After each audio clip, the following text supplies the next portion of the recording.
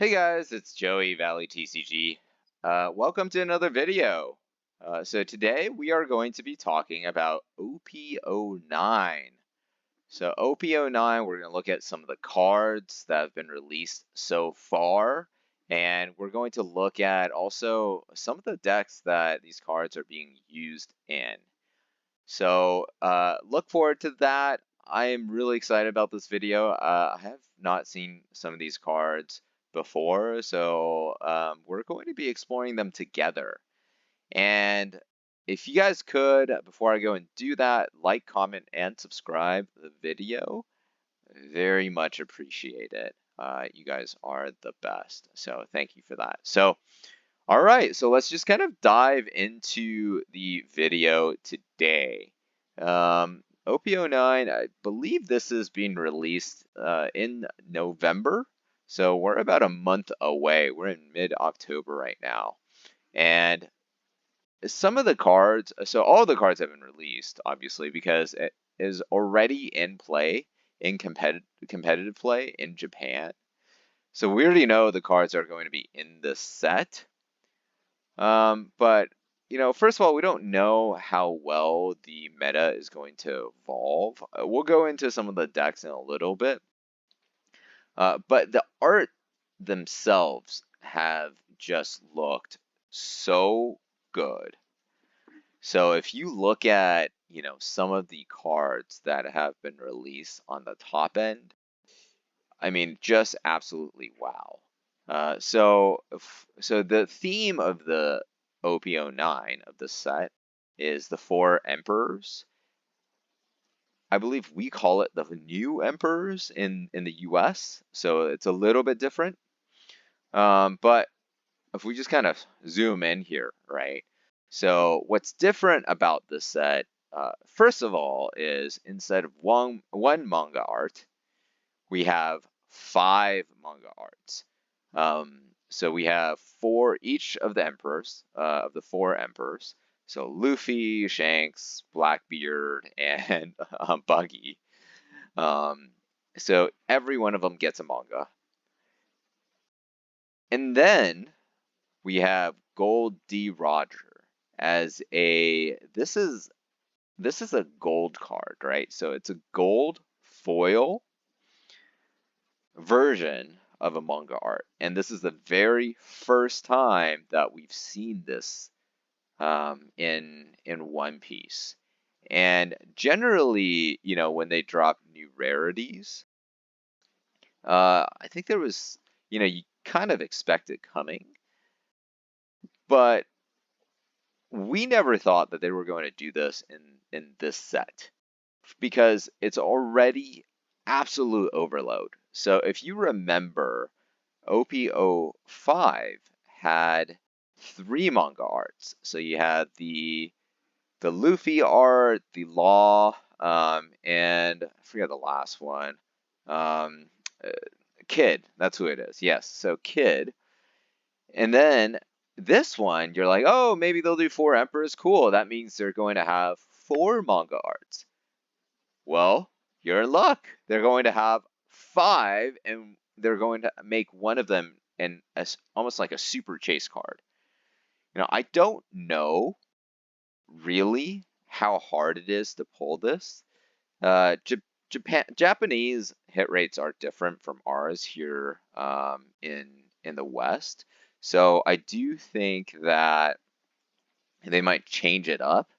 But it's, let's say right now a manga art is 1 in 3 cases here in the US. I mean, I wouldn't be surprised if the gold manga is 1 in, let's say, 10 cases or 20 cases, just based on the prices that we see here, right?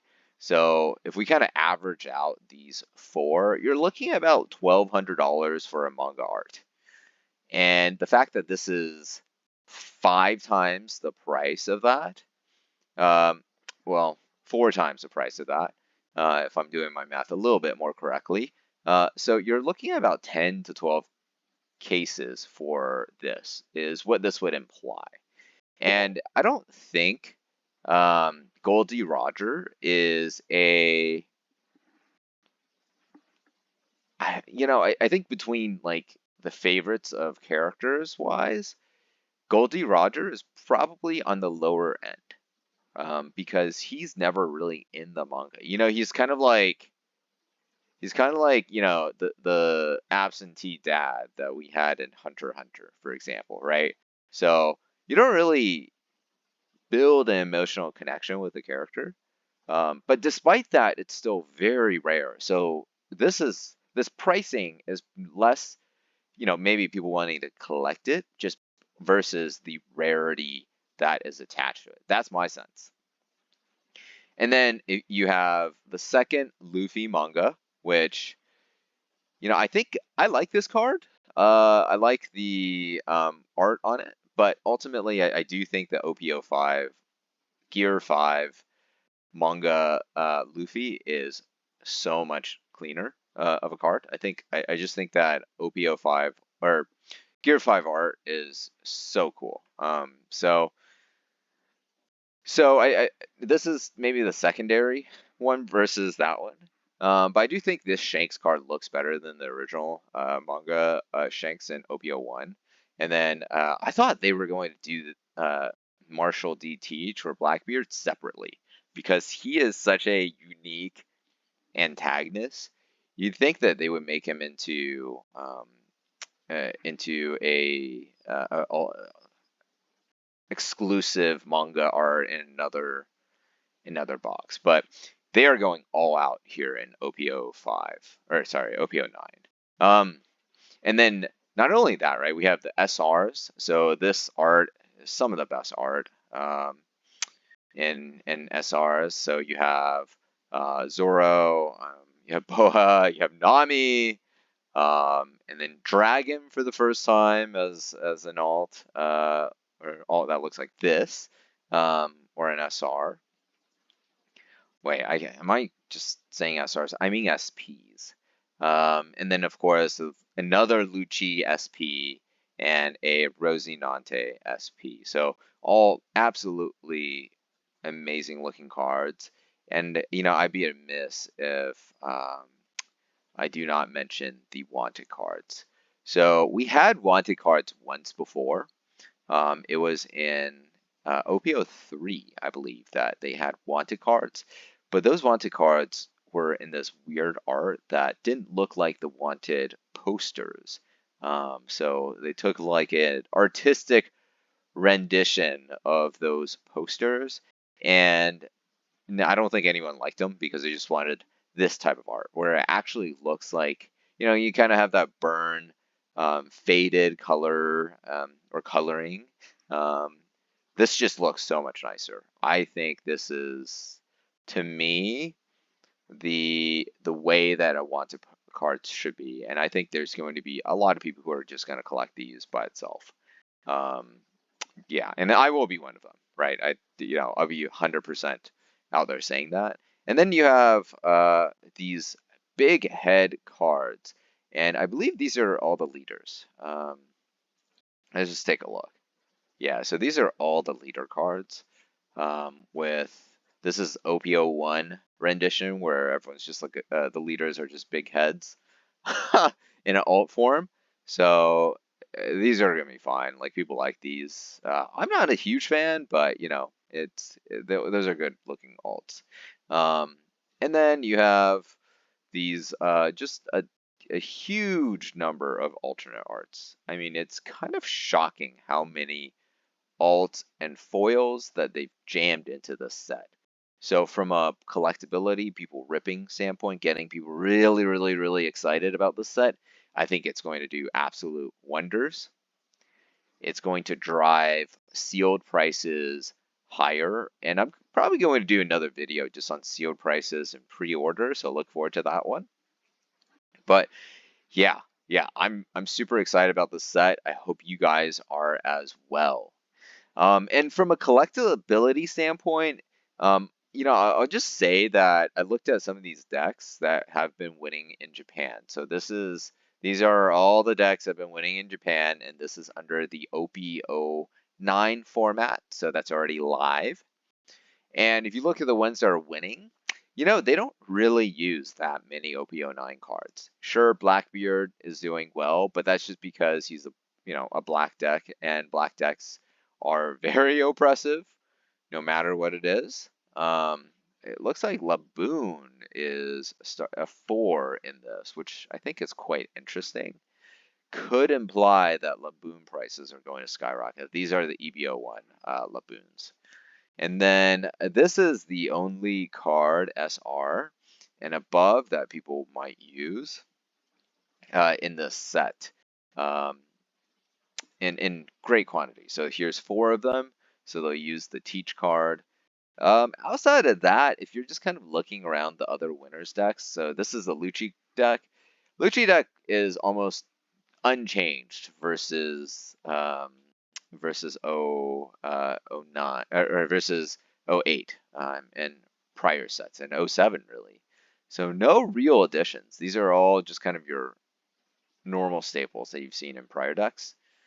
And then the Dofi 01 Dofi that's been really making the rounds. Nothing from 09 either. I mean, this is a starter deck card, so starter deck 17. This is as well. Starter deck 17. This is OP07. So OP07 here as well. So no real uses of 09. And then this is the black yellow Luffy also winning. Again, really nothing from 09.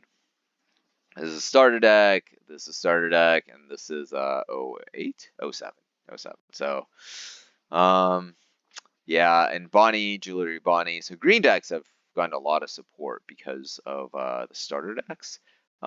This is starter deck set 16. You get some support from Shanks. This is OP07, OP06 on Hody Jones, and then EBO1. So really nothing that, makes me think. Oh, I mean, for this one, you have one OP09 SR or SCC Secret Rare Luffy. This is starter deck 18. So this is starter deck as well. So even a purple Luffy, nothing's really using the cards from OP09, which does take away from box prices, right? So people are going to open the set not to, I guess, make their money back on the low end cards, right? So EBO1, for example, that's exactly what you do. You're just opening for the SRs. Hopefully you make most of your money back there, and then you get a secret rare or a alternate art or something like that to make your money back on or to kind of double your money, or like you get a nice return on it. We don't have that for OP09, right? OP09 is purely top loaded from a collectibility standpoint, and that's okay. I think that's fine. It kind of depends on the amount that they print. So what does this mean? I think we're going to see a lot of probably longevity in value for this set. Day one pricing might actually be weaker because people are not ripping this for the singles. If people are not looking or are just looking to play and not looking to collect, they're just going to wait on the side. So it's not incentivizing people to rip a bunch of these boxes, right? And I think in that case, it definitely weakens day one pricing. So I would not go crazy on the pre-orders. But I do think that if you want to keep sealed for the long term, I think this is an interesting buy. I think it's probably one of the best ones. Check out the tier list that I did because I do talk about that. Anyways, that's all I really wanted to talk about here today. Thank you guys for watching. Like, comment, and subscribe. Tell me in the comments below if you guys are looking forward to OP09 and if you've pre-ordered any of them or not. I'd like to just kind of do a litmus test of my viewers here. So anyways, yeah, thanks guys for watching. I'll talk to you next time.